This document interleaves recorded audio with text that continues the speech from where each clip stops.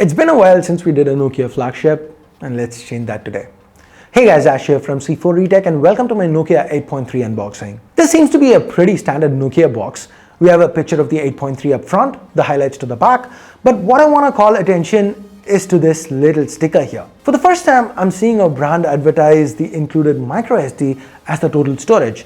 So this here has 256 gigs of storage, 128 internal, 128 microSD. Now what do you think about it? Is it a good idea? Is it bad? Is it misleading? Or is it something you'd like to see more brands do? Leave a comment down below. Anyway, let's slice through the seals here. Opening up the box, we are greeted by the 8.3 5G. Let's remove the protective plastic cover.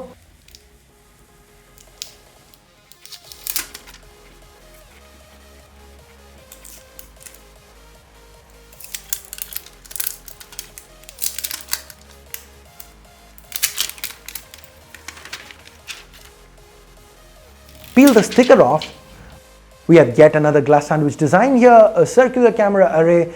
Let's now see what else is there in the box. We get a SIM ejector tool, some regular leaflets, a USB Type-C cable. Then we have a pair of AirPod style earphones, and yes, this is a 3.5mm connector. So the headphone jack is indeed alive and well on the 8.3 5G. Next up, there's an 18-watt quick charger, and finally, HMD Global has thrown in a soft case for good measure. Getting back to the Nokia 8.3, the first thing you notice is this is a big phone. To give you some perspective, here's the Nokia 8.3, here's the iPhone 12 Pro, and here's the Mate 40 Pro. It's taller, wider, thicker, and heavier than even a Note 20 Ultra. And why is it so big? Because HMD Global have opted for a large 6.81-inch display. At 220 grams, you can feel the heft too.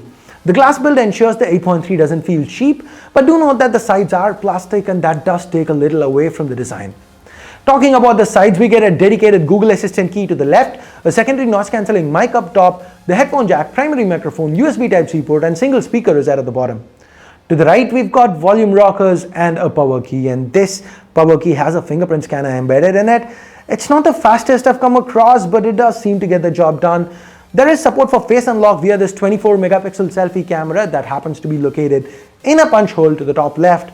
It's pretty responsive, the face unlock. The selfies themselves, they did turn out nice and crisp. The partnership with Zeiss continues here. The 8.3, it offers multiple different portrait options, classic, Zeiss smooth, Zeiss swirl, and a lot more. If it wasn't obvious from the fingerprint scanner placement, the panel here is not AMOLED, it's good quality IPS LCD.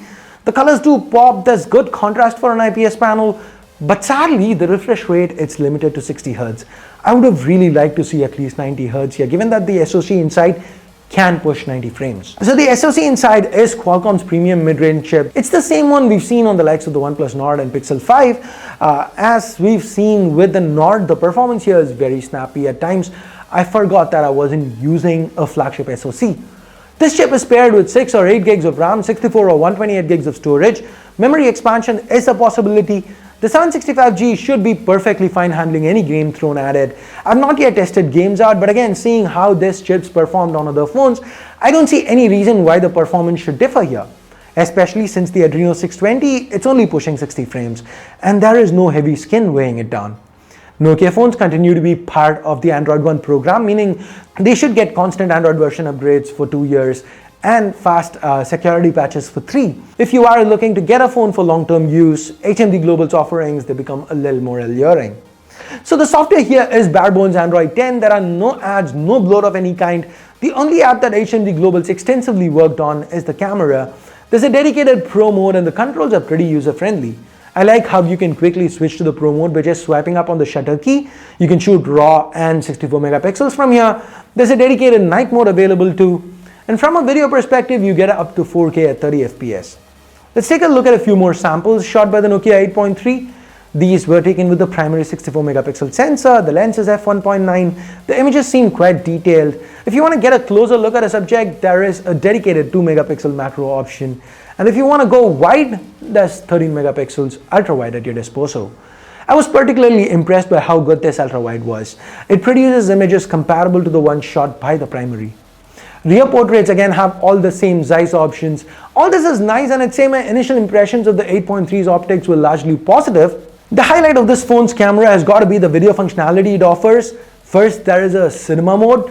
This lets you shoot up to 4K 24 FPS at 21:9, which is supposed to give you that cinematic look. There's also full manual controls, and if you want to get more out of this hardware, you can shoot H-Log.